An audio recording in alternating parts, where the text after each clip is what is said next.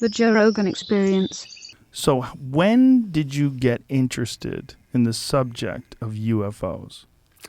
That happened at a surprisingly early age. I was 7 years old at a boarding school, and the principal of the school, a friend of his, had photographed video, an old reel-to-reel Kodak movie camera, had taken a home movie of a video of a UFO flying in beautiful blue skies, cumulus clouds, huge golden disc that comes into the picture and banks, goes into a cloud, and it disappears into this sort of wispy cloud in a way that would be very, very hard, I think, to fake somehow, particularly in those days with no computer-generated imagery. And it comes out the other side and then sort of goes off over the horizon. And I was, stunned and flabbergasted, and myself and all the other kids ran outside that night and were looking at the stars, and it just sparked my curiosity, a lifelong curiosity. So once you got into government and once you were there, you're basically there, you had to start asking questions like, did you wait a while? Like, how long did you ask for? Sure did. Hey, what do you guys know? Yeah, well, for a long time I waited. Very rarely. I looked for openings. I looked for opportunities. So, for example, the stigma is so great that you're reluctant, obviously, to raise that issue. A couple times there were some natural opportunities. So one of my colleagues on the Intelligence Committee was going to Hawaii for some oversight trips, meetings, and he went to the Maui Space Optical Tracking Facility. And I said to him, while you're there, why don't you just check and see, do they ever see anything weird they can't explain and so forth? So he did, and Pete called me up and said, hey, you wouldn't believe this. I've got this videotape here, and it shows these weird things. And so I talked to the Air Force people. They sent the tape to us. Turns out it was totally unclassified.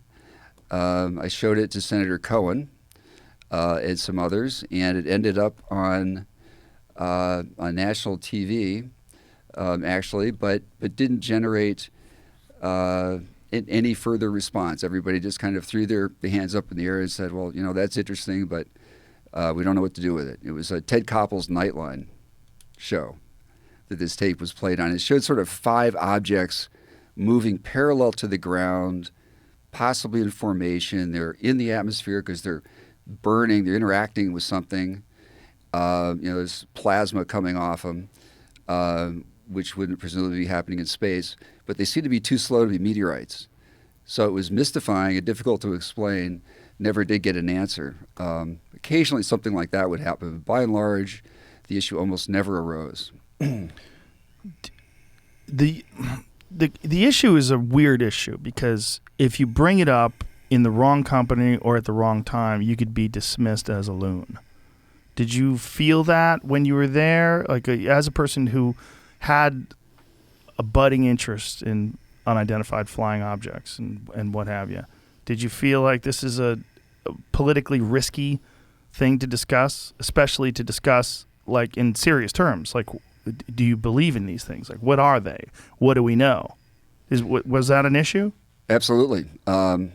I concealed my interest in the topic for years and very carefully, and confided to a few trustworthy friends, had a few heart-to-heart talks with a couple individuals when I found a fellow traveler who was interested in this topic, but by and large, absolutely wanted to conceal that and not reveal that. Did you know Clinton? No, I did not. He would be the guy that I would go to. There's a request that came to me once that I think was from President Clinton, and it was one of the astronauts claimed to have seen a UFO out at Edwards Air Force Base, and it was videotaped, he said. And he described this in his memoir and wanted the president to get hold of the tape of the video. And Secretary Cohen came back to the Pentagon from a meeting, and a message came down to me to go to try to find this tape. And unfortunately, there was I got nowhere with that. The Air Force was adamant that there was no such tape, there was no such information. Anything they had on UFOs had been destroyed. So had one of these situations that's very common in this area, which is you have just two apparently credible sources, but utterly conflicting, irreconcilable information, which seems to happen often in this field. Now, being as you were in government and very close to literally the machine that runs the world, what's the general perception when people are discussing these things in Washington? What's the general perception of what's going on with these things? Well, I'm happy to say that it's changed. That perception has changed considerably in the last few years. People feel like they have permission to talk about it. When do you think this happened? This happened after the New York Times article and subsequent press beginning in 2017, December 2017. And that sort of gave people permission to talk about this. And I've actually had Pentagon friends who said, this is kind of cool. We don't have to go in the closet to talk about this anymore. What do you think kept it in the closet before? Like, when did the stigma start? And do you think this was like intentionally sort of set up this way? It was. It was the Robertson Panel Commission, 1953, and they concluded during those Cold War days that this was a potential threat to national security because UFO reports might overwhelm our air defense and communication system, and that the Soviets might spook the public and somehow manipulate this issue.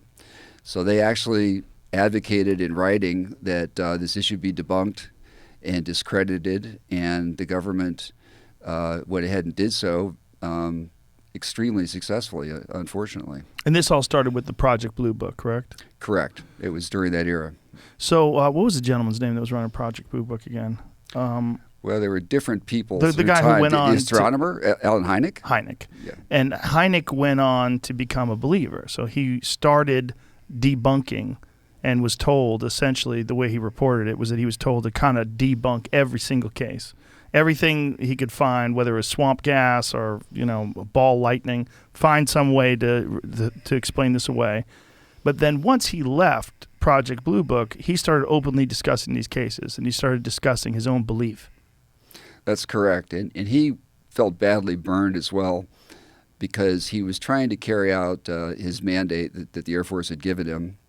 And as you may recall, in one instance, he went to Michigan and famously declared that the people of Michigan were misconstruing swamp gas for flying objects. Yeah. And so Gerald Ford, who was representing that district, got incensed, as did the local population, and Congress took a fleeting interest in the topic.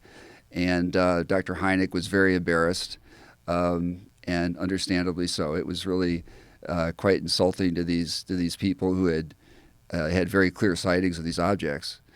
So he did eventually change his view publicly and was very critical of Project Blue Book.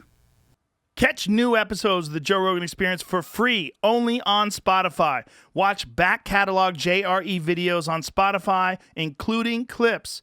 Easily, seamlessly switch between video and audio experience. On Spotify, you can listen to the JRE in the background while using other apps and can download episodes to save on data cost, all for free.